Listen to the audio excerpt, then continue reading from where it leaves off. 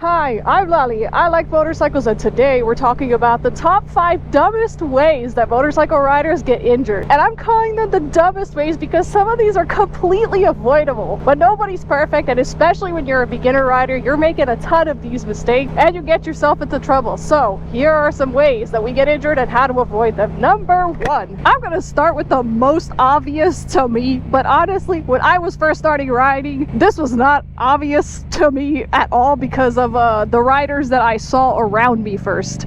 That is wearing gear. Holy crap. How completely avoidable is it to not get injured by simply wearing your motorcycle gear? I know to some of us veterans this may sound painfully obvious. I'm in full gear. I'm talking riding pants with Kevlar, riding jacket, gloves, helmet, and riding shoes, all of it. But when you're a beginner rider, you sometimes can't afford all this gear at once, and you're excited to go riding and you just go. Maybe you just got your helmet and glove and you just go, or maybe you don't even have some of that. There's so many riders that don't even have a helmet. Before I got my motorcycle, I saw a lot of riders like that around my area, and I thought, okay, whatever, I'll just get a helmet, gloves, and I'll be good. But then I started watching motovlogs on YouTube, and I saw motovloggers on there wearing gear, and they looked so good, and I wanted to look like them. I wanted to look good. I wanted to wear my gear. So I got gear. So I'm hoping I can be that role model for you if you're a beginner rider. Wear your gear. First of all, you're gonna look cool. That's the most important thing done. Not that you're gonna be safe. You're just gonna look cool. But the added benefit is that you'll stay safe. Okay, number 2. This goes along with number 1.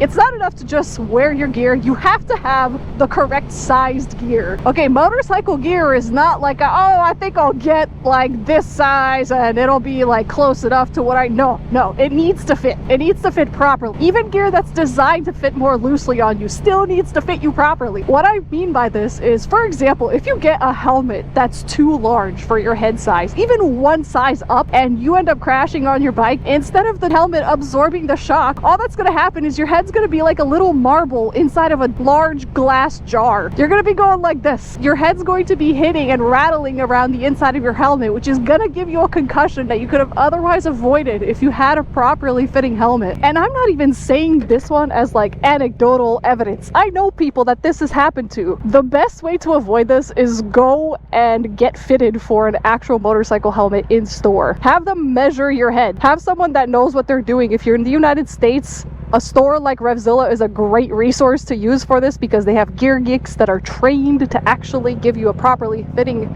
setup. When I first got my motorcycle helmet, I went into the Revzilla Philadelphia store and I thought I was going to be a size small, and guess what? I'm a size extra small. In all of the helmets I've had since then, I've been a size extra small. They'll pull on your helmet to make sure it's not bobbing left and right too much or up and down. So go and see a trade professional. Just at least make sure your helmet fits properly so you can avoid concussion. If you're a passenger of someone else's motorcycle, this is particularly risky. If you can ask that person if they have a properly fitting helmet for your head, that would be ideal. So if you're riding as a passenger and the other person's giving you a helmet, ladies, I know because this has happened to me too. When I was first riding, had a guy, he had a large. That was his spare helmet, a large. And obviously I'm an extra small, so that was not an ideal situation. Better than no helmet. But again, I hope I could convince you to the importance of a properly fitting helmet. But the helmet is not the only thing that needs to fit properly. I'm talking your jacket and pants need to fit properly too. Your boots, maybe you could get away with having some boots that are a little bit too big or too small. But when you crash and you have a jacket, for example, that doesn't fit properly, first, you're wearing a jacket to try and avoid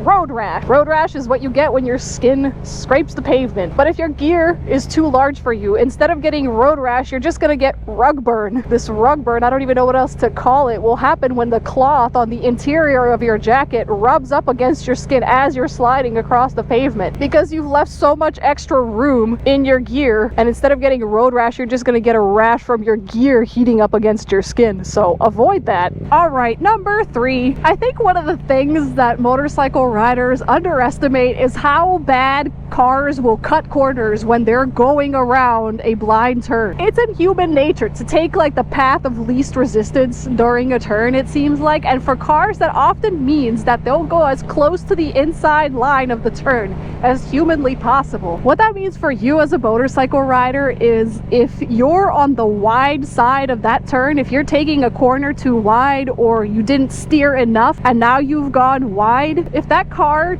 cut the corner enough that they cross the double yellow, they're gonna take you full out. Of course, the opposite scenario can also happen. The car may not cut the corner, but you as a motorcycle rider have to avoid some obstacle in the middle of a blind corner and you have to go wide. Maybe you hit some gravel and now you have to stand the bike upright and then you just, you know, end up going doing one of those. If it's around a blind corner and a car can't slow down or see or anticipate you, they're gonna take you out. So you really want to be careful not to do like one of these around a corner. You want to kind of try and stay in the middle of your lane. My tips and tricks for navigating an unknown road is really to kind of take it slow on your first ride through the road. Acquaint yourself with the corners, acquaint yourself where there's gravel on the ground, and just be prepared for those scenarios. And after you've gotten used to the road a little bit, you can go ahead and open up the throttle and go a little bit faster on your second or third pass. But going slower the first time so you can get acquainted with all the possible hazards is definitely a better idea, and it's what I do on unknown roads all the time. But if you do end up getting into a crash in this way, it would be a perfect time to call up the sponsor of today's video, Morgan & Morgan, America's largest injury firm. That's right, when you're seriously hurt on your motorcycle, you could be awarded millions for your injury. Just recently, Morgan & Morgan saw verdicts of $17.5 million in California, $5 million in Florida, another $4 million in California, and another $2.2 million in Kentucky. The firm is not afraid to go to court to get the biggest award possible to compensate you for your injury. And it only takes a few minutes to see if you have a case. And the fee is absolutely free unless you win. You can start your claim with the largest injury law firm in just 8 clicks. It's so easy. You can start your claim now with Morgan & Morgan by visiting this link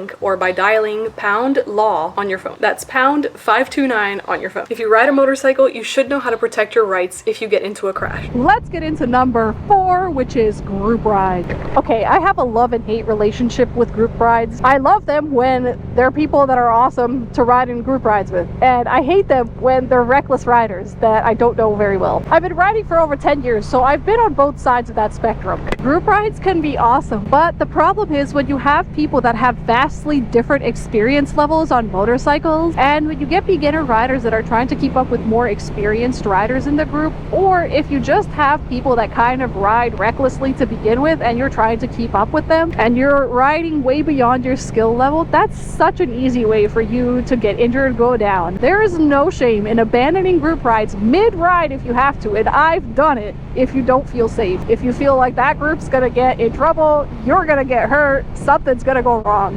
It is not worth it for a stupid group ride. Absolutely not. I've made a whole video on dumb things that happen on group rides. You can check that here if you're interested. Group riders that are reckless and put others in danger shouldn't be going on group rides. If you have an experienced leader in a group ride, what they'll do is actually put the more inexperienced riders in the beginning of the pack, so that someone that's experienced can set a comfortable pace for them and see, oh, if they can't keep up with me, I should slow it down even more. They're able to adapt to some of the slower riders in the group. If the riders that are a little bit more reckless are in the back, they can hang back a little bit. They can slow down, wait for the twisting parts of the route, and then speed up to catch up. In my opinion, that's the best way to run group rides. Does anybody run them this way? No, very few people are very considerate like that. So do watch out for yourself. If you're going to go on group rides and you know that they're not going to put the beginner riders in the front, I would just do what I do and stay in the very back. In the very back, you don't have to worry about who's behind you, who you're trying to impress. You can ride at your own pace, and as long as you're not trying to keep up with all these people, you should be fine on your own. Tell the group ride ahead of time that, hey, you're newer, you might be slower, can they just wait up for you at the first stop sign? And that's usually what I see happening on group rides. So I always tend to hang back if I can. I go at my own pace and I just enjoy my life, and I let others enjoy their ride the way they want to, and I enjoy mine the way I want to. All right, number 5. This one is a notorious one, and actually I'm going to take a second to explain what I mean here, since we're at an intersection. Okay, if I get a green light light right now, green light does not mean go for a motorcycle rider. Let me explain. Green light, especially if you're the first one at the intersection, first off the line. Green light for a motorcycle rider means look left, look right before you enter the intersection, and make sure that cross traffic is actually fully stopped and there's nobody that's trying to speed to make that red light by the time it's already turned red. Because you're a motorcycle rider, you're usually the first one off the line if you're at the front of the pack, because you can just take off way faster than any car can. Somebody that's about to run the red light because they're like, oh, it's gonna be a while before opposing traffic speeds up, I can make it. They're banking on the fact that cars in cross traffic will be kind of slow to take off, and usually there is a couple seconds delay before people actually reach the middle of the intersection. Not if you're a motorcycle rider, there isn't. I hope you guys enjoyed this photo vlog, and I will see you in the next one.